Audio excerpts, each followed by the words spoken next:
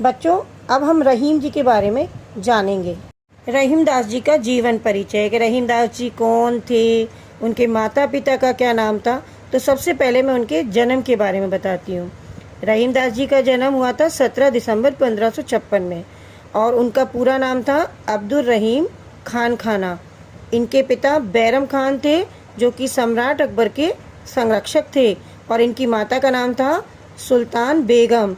और रहीमदास जी अकबर के दरबार में नवरत्नों में से गिने जाते थे। रहीमदास जी के दोहों में जीवन की सार्थकता होती थी।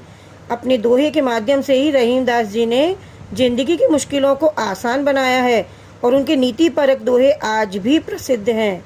रहीमदास जी सभी संप्रदाय के प्रति आदर करते थे और सबसे बड़ी बात यह है कि मुसलमान होते हुए भी भारतीय संस्कृति से भली भांति परिचित थे और उन्होंने कभी भी हिंदू मुसलमान एकता पर बल दिया है। उन्होंने कभी हिंदू मुसलमान एकता पर ये नहीं कि हिंदू है मुस्लिम है या कोई ऐसा भेदभाव किया हो। सदैव उन्होंने हिंदू मुसलमान एकता पर ही बल दिया है। रहीम जी के दोहे। रहीम उत्तम प्रकृति का करी सकत कुसंग, चंदन विष व्यापे नहीं लिपटे रहत भुजंग। रहीमदास जी इस दोहे के माध्यम से कहते हैं कि जो अच्छे स्वभाव के मनुष्य होते हैं उनको बुरी संगति कभी भी नहीं बिगाड़ पाती है। जिस प्रकार एक जहरीला सांप सुगंधित चंदन के वृक्ष पर लिपटा रहता है फिर भी उस वृक्ष पर उसका कोई जहरीला प्रभाव नहीं डाल पाता है, उसी प्रकार उत्तम प्रकृति के मनुष्य पर बुरी संगति का कभी भी कोई प्रभाव नहीं पड़ता है। रहीमन धागा प्रेम का मत तो रो चटकाए, टूटे से फिर ना जुड़े जुड़े गांठ पड़ जाए।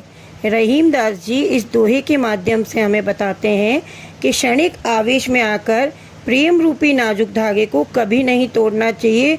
हमें कभी भी क्रोध में आके अपने रिश्तों को ख़त्म नहीं करना चाहिए, क्योंकि एक अगर धागा टूट जाए एक बार तो पहले की तरह जुड़ता नहीं है और अगर जुड़ भी जाए तो उसमें गांठ पड़ जाती है। उसी प्रकार से रिश्तों में भी दरार आ जाती है, इसलिए प्रेम रूपी धागे को तोड़ना नहीं चाहिए।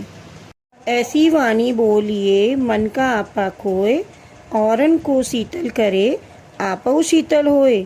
कबीरदास जी कहते हैं कि इंसान को सदैव ऐसी भाषा बोलनी चाहिए जो सुनने वाले के मन को बहुत अच्छी लगे।